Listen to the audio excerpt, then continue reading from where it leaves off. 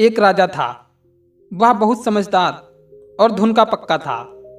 वह जो सोचता उसका हल ढूंढकर ही चैन लेता था। किसी भी काम में अपनी पराजय उसे बहुत अखरती थी। वह सोचता क्या उपाय किया जाए जिससे वह कभी न हारे। एक दिन उसके मन में 3 सवाल उठे। पहला सवाल था, किसी कार्य को करने का सही समय कौन सा होता है। दूसरा सवाल था, किसकी बात सुननी चाहिए या किसे टालना चाहिए। और सबसे बड़ा तीसरा सवाल था, सबसे आवश्यक कार्य कौन सा है। अपने इन 3 सवालों का उत्तर पाने के लिए राजा ने अपने राज्य में घोषणा करवाई। जो भी इन 3 सवालों का उत्तर देगा उसे यथेष्ट पुरस्कार दिया जाएगा। यह घोषणा होते ही दूर दूर से लोग राजा के पास आने लगे। पहले प्रश्न के उत्तर में कुछ लोगों ने कहा, किसी कार्य को शुरू करने से पहले सोच लेना चाहिए कि कार्य कितने दिन या महीने में पूरा होगा। फिर कार्य करने का समय और दूसरा तरीका निश्चित करना चाहिए। उसी के अनुसार कार्य करना चाहिए।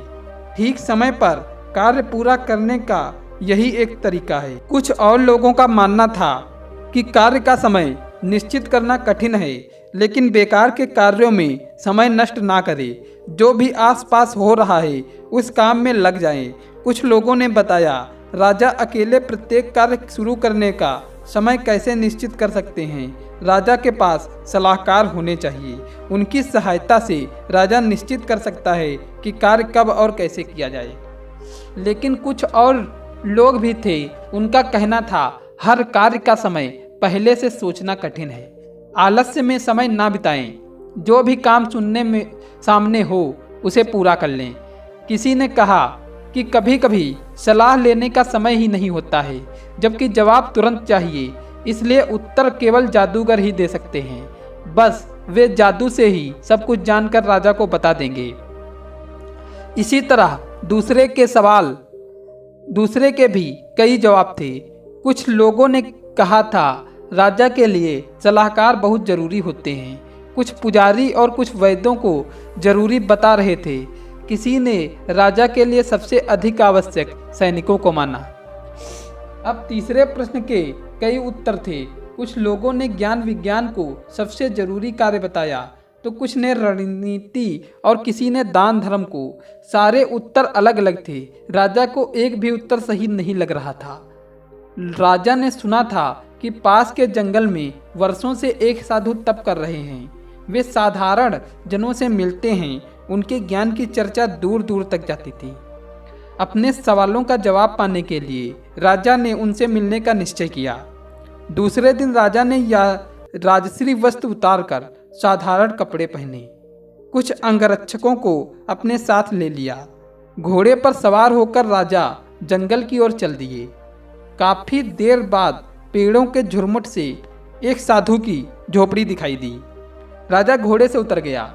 उसने अंगरक्षकों को वहीं खड़ी रहने का आदेश दिया और पैदल ही साधु के पास पहुंचा। राजा ने देखा, साधु बड़ी लगन से झोपड़ी के सामने की जमीन खोद रहे थे। उनका शरीर दुबला पतला था। कुदाल से खोदते समय वे जोर जोर से सांस ले रहे थे। राजा को पास आता देख साधु रुक गए। उन्होंने राजा का अभिवादन किया, फिर अपने काम में लग गए। राजा बोला, मैं आपके पास अपने कुछ प्रश्नों के उत्तर पाने की आशा में आया हूँ। मेरा पहला प्रश्न है, किसी काम को शुरुआत करने के लिए सही समय कौन सा है।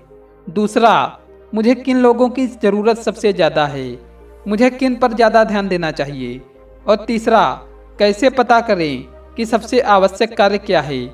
मुझे सबसे पहले क्या करना चाहिए। सवाल सुनकर भी साधु ने कोई जवाब नहीं दिया। वे काम में जुटे रहे। राजा कुछ देर चुपचाप खड़ा देखता रहा। साधु कुदाल चलाते गए, मिट्टी हटाते और हाँफ उठते। यह देख राजा का मन पसीज उठा। वह बोला, आप कुदाल मुझे दीजिए, कुछ देर मैं खोद लूँ। तो साथियों, अब इसके आगे की कहानी हम आपको कल बताएंगे।